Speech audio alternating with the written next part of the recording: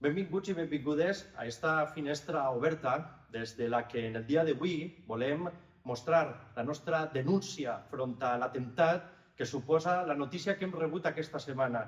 Una notícia que posa en evidència una vegada més una actitud i una actuació per part del Partit Socialista que ha volgut donar-li un regal d'oxigen a la dreta, a l'extrema dreta, al capital local i internacional especulatiu que vol donar en sacrifici,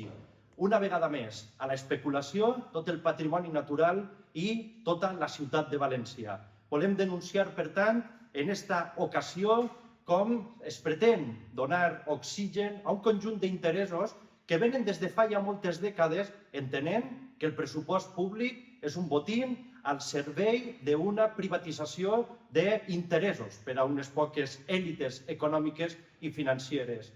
L'aliança d'una alta burgesia valenciana en coalició amb l'extrema dreta, amb la dreta en les institucions i també amb el capital financer internacional, volen continuar fent de la nostra ciutat un espai que s'allunya del que la ciutadania vol i necessita.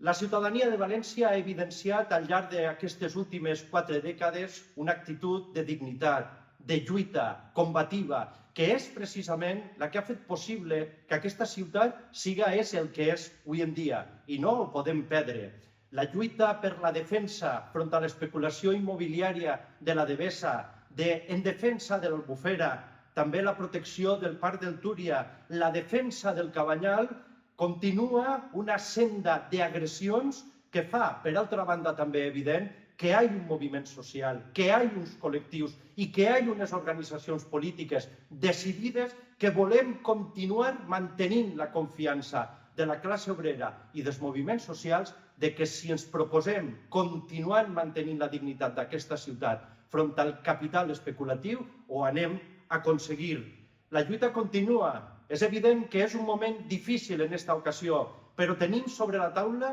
tota una trajectòria de molta dignitat de lluita en el carrer, de lluita en les institucions. Nosaltres, des d'Esquerra Unida, anem a fer valdre amb la correlació de forces que en les darreres eleccions es van donar, anem a fer valdre fins a l'últim moment els nostres vots, la nostra veu en les institucions per a denunciar en primer lloc i per a paralitzar en última instància el que és una veu